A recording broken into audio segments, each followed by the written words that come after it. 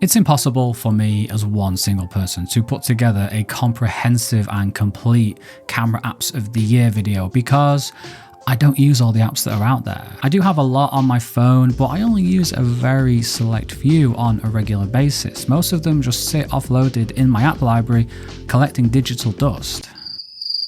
So this year I decided it made a lot more sense for me to present my go-to apps. These are my personal favorites, the apps that I use all the time, if not on a daily basis. And it's funny, not one single app that featured in my app of the year list last year has made it onto this list this year, and vice versa. So completely new, let's get started with my favorite, my go-to time-lapse app, Skyflow. First of all, it has a cool name, which is very important, but the main reasons I love it include how it has a long exposure mode for motion blur and light trails that's customizable. I love how I can preview a time lapse while it's still capturing. Very cool. I love how the screen dims to save battery. I love how I can quickly and smoothly scrub through a time lapse once it's captured.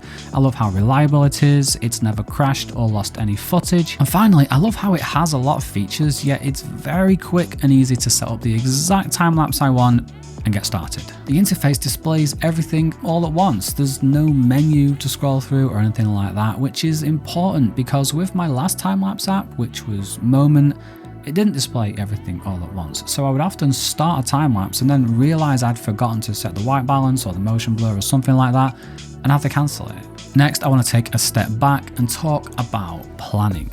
When I was shooting for my slow shutter app comparison video, I drove 5 hours to Conway Falls in Wales. 2.5 hours there, 2.5 hours back, and I didn't get a single usable image because I went at the worst possible time. The bottom section of the falls were in direct sunlight, whereas the top were in the shade, and it just made things impossible. I went back 2 days later in the morning as the sun was still low and made up for it, but I wouldn't have wasted that first day if I'd have had Sun Surveyor. With Sun Surveyor, I can see where in the sky the sun is going to be in any location at any given time of day, way into the future, and I can go into Google Street View to make sure it isn't going to be blocked, which is extremely useful. And I don't just use it for new locations, I use it to check places that I go to all the time.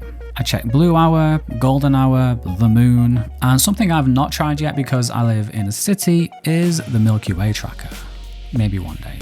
Up next, I have my editing apps of choice, and it's been no secret that for most of the year I've used Darkroom. I also tried Raw Power for a while in the summer and really enjoyed that as well. That's quite a unique app in a few ways, but as much as I wanted, and I still want to, support smaller developers, I always ended up coming back to Adobe Lightroom Mobile. I take a lot of bracketed photos that need to be synced to my MacBook Pro for merging, and Lightroom is just the best for quickly and easily doing both of those things. Plus now there's been a majorly cool update to masking, which I've been using a lot. I said back in my review of Photoshop Camera, which I did in June 2020, that I hoped that Adobe would bring this sky detection technology over to their desktop editing apps, and a year and a half later, they've done one better and brought it to the mobile version as well. Still hard to believe that Lightroom brings this level of editing functionality to a phone. When they bring HDR merging and panorama merging over to the mobile version, then it'll be perfect. One other editing app that has been a staple on my phone in 2021, and I often use it in tandem with Lightroom, is Focus. I'll often edit in Lightroom and then take the photo into Focus or vice versa. I love how comprehensive its toolset is, and they're not gimmicks. If you know what you're doing, you can use most of them to really transform your photos. And I love how you don't only have to use it on photos of people. Next we have a big one, Slow Shutter App. It's a big one for me because I capture and share more long exposure photos than any other kind of photo with my iPhone, and it's directly thanks to even longer. Ever since it came out at the end of May, I've used it more than any other camera app because it has brilliantly natural and realistic looking frame averaging for motion blur and noise reduction. It shoots in RAW, it lets you save interims, it has parallel bracketing, star trails, light trails, and it provides your result instantly while keeping your phone as cool as a cucumber. Love it.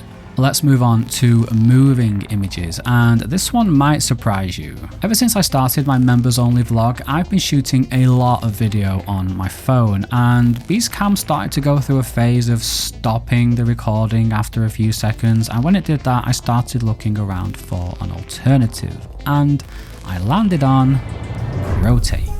You see, with a video app, I'm basically looking for something that's fast, easy to use, and reliable, and ProTake ticks all of the boxes. I can see and access all of my most important exposure settings instantly, and this is a big one, I don't have to dial everything back in again when I switch cameras. Yes, it has a truckload of other features as well, but honestly, when I'm out filming, I just want to get it done. That's one of the biggest things. And something else about just getting it done, the other main reason I use ProTake is because of its built-in looks. I'm deadly serious about this. My main YouTube channel videos already take me longer to make than I would like, plus I do other shoots as well that aren't on YouTube, and I'm at that stage now where if I can save time by applying a look before I press record, then I want to do it. All I'm doing is taking my footage to a place before I press record that I would have taken it anyway after I press record in the edit. That makes sense. So I want to keep using it and I'm enjoying it. Next, I want to switch gears and talk about my favorite photography feature of the new iPhone 13 Pro Max. And it's not a new camera, although the macro is awesome. It's definitely not ProRes or cinematic mode or photography styles. No, it's the battery life. From what I've seen so far of the 13 Pro Max, battery life is the primary reason to upgrade if you're a photographer or a filmmaker. I bought the 13 Pro Max instead of the 13 Pro based on this video by Mr. Who's the Boss, and it was a great decision. No more having to cut filming short or compromise on a shot or bring a power brick with me and having to charge halfway through a shoot because of a low battery. It's never once, not easily lasted me all day. Right, time for general photography. Not a long exposure, not a time lapse, just a good old fashioned see a composition, dial in your settings and take a photo. Type of photo. Even. Again, this may surprise you, but there's only one single app that I've found that does everything that I need. It's not even an app that I've reviewed. I've just simply been using it quietly behind the scenes. You might know what it is if you follow me on Instagram and read my little photo info that I put under each photo. It's Camera Pixels. Camera Pixels is a multifunctional, feature-packed camera app that does a lot of things right. Everything works really well, nothing feels gimmicky or just tacked on for the sake of it, but I swear, the main reason that I use Camera Pixels over anything else is the fact that it preserves my settings when I switch cameras. Even when I close the app and reopen it again, my settings are still there. It's true manual. Obviously, if it did only that and didn't do anything else well at all, then I wouldn't use it. So there is a lot of other things I like. I like the exposure bracketing feature. That's a big one for me as a RAW shooter who does a lot of bracketing. I like the efficient interface, the format switcher, and just how stable and reliable it is. I never have to worry about it. Oh, is Camera Pixels going to crash today? Is it going to, like some apps, they bloat over time, like massively. I don't know why. You'll be taking photos with them. Let me start again. You'll download them and they'll be like 50 megabytes. And after using them for a month or so, they'll bloat to like almost a gigabyte, a few hundred megabytes anyway. And I'm like, why are you doing this? What's going on? So I'll uninstall, reinstall, and then the same thing will happen. Whereas Camera Pixels has just stayed 50 something megabytes the whole time. So which do you think is my app of the year?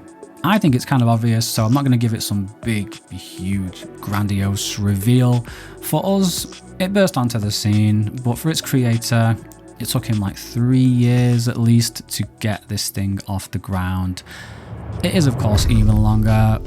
It wasn't going to be anything else, was it? As I said before, it's transformed how I do photography in a way that no other app has, and my use of it isn't slowing. I still use it probably even more today than I did when I was reviewing it, and I'm also planning a tutorial with a bit of help from the creator himself, Mario. Did I mention he created this app by himself, just one guy? And if you want to find out more about that, I sat down with Mario for over an hour. He was generous enough to speak to me for over an hour on my podcast over on iPhoneography podcast and wherever you get podcasts.